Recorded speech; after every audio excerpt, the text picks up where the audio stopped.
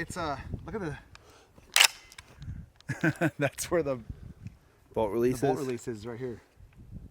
So it's paddle, and then you pull down on that thing to send it.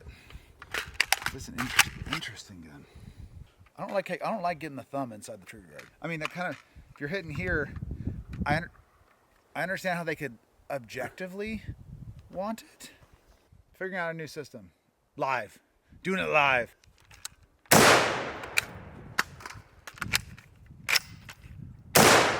I don't like that.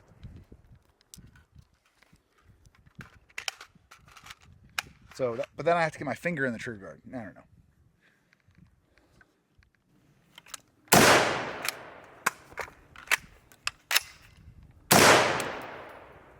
Which one felt better? I don't like getting my finger in the trigger guard during a reload. Yeah. But I don't like sticking my thumb in the trigger guard. Like, ergonomic wise, going from here to here isn't hard. But I don't like getting my thumb around that trigger. But then otherwise I have to leave my finger there, reload, push down, and I'm still in here. I don't like it. It's just being used to a different platform. The CZ has a similar, the Bren 2 has a similar. Oh, really? Bolts up.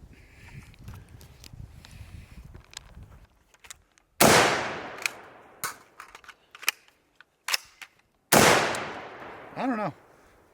That's definitely, if I was going to run this a lot, that would definitely would have to be something I'd have to train. Yeah. Hey, Joe. Yo. What happens if you don't blue Loctite stuff? So, breaking in the gun today, you know, maybe it's my bad. Maybe it's my bad. I didn't check every screw on the gun.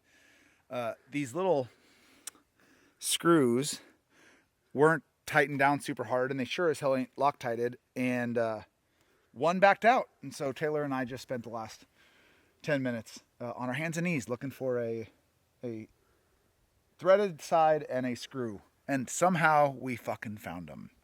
Sniper eyes. Sniper eyes.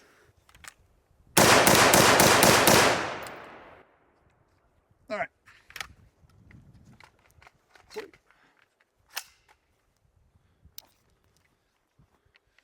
All right. What's going on? Good morning, afternoon, evening. As always, we're out here. Taylor and I have been, well, Possum Puncher himself has been at my house for a couple days. There will be, at this point, a couple videos released of us playing with some of these foreign guns. Today is the first rounds on my G36, or as I should say, TG36, built by Tommy Built. I've been on a foreign weapons, foreign service rifles kick for like the last 2 years.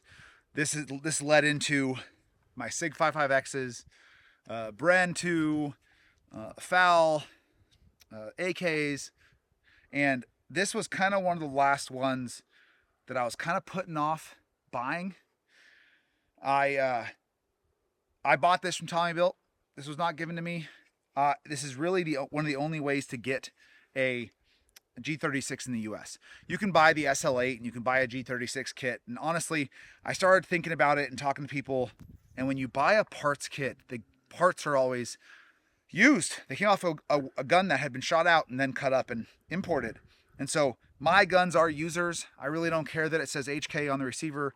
I just wanted to try out the platform and see what it had to offer. And so I just went with the TG36k. This has the 12.5 inch plus or minus point whatever barrel.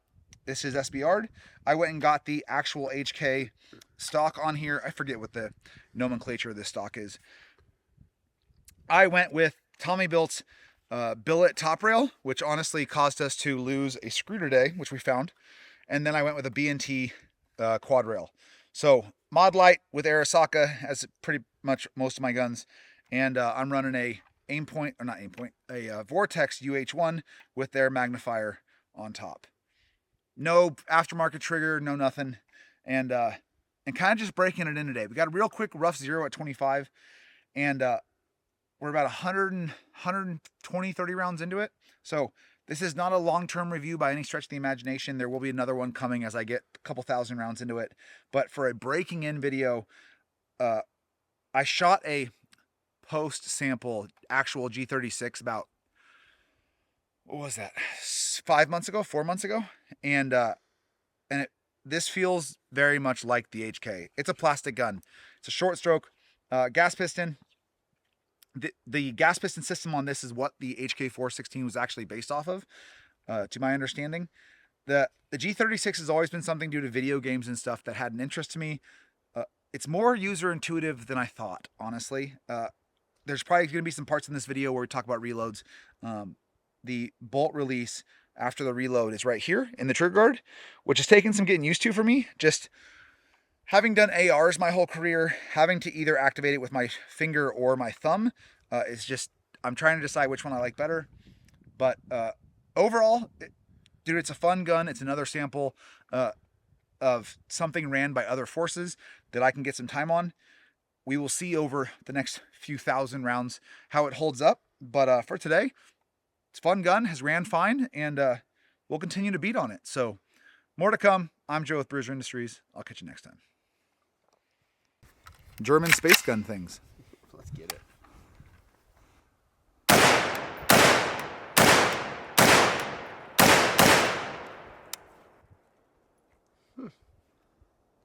That's different. Trigger's not much better than the TP9. No, not really. It's really far out there. From shooting one of these before, though, like we shot at guys down at a class down in Texas, and his was the post sample full auto, and this thing charges a little bit nicer. And this is probably my coolest, like, this is probably my favorite feature about this thing, the ambi charging handle. I think that's cool. It's a lot of plastic on a gun, but I mean, I can tell you for sure this top rail is superior than the one that we shot with the built-in sight in it. That's not close. But I mean, the trigger's mushy, but you know what? After too much Call of Duty, I have to say I love it anyways. You know what I mean? Because I feel like I've put fucking, we have a relationship. So I mean, yeah. G36.